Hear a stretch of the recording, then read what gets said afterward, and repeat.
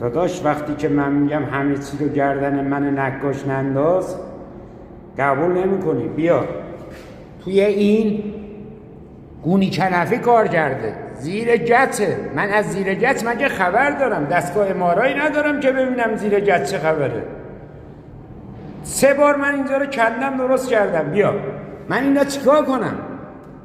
باید کل دیوار تو بردارم مرد حسابی.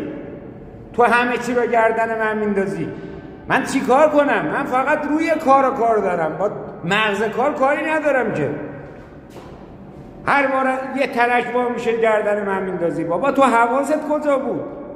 گچکار اینجا کار کرده قبل من، بنا کار کرده، بخکار کار کرده. چرا همه چی رو گردن من نقاش میندازی؟ این داخل دیوار ببین گونی کنفی کار کرده.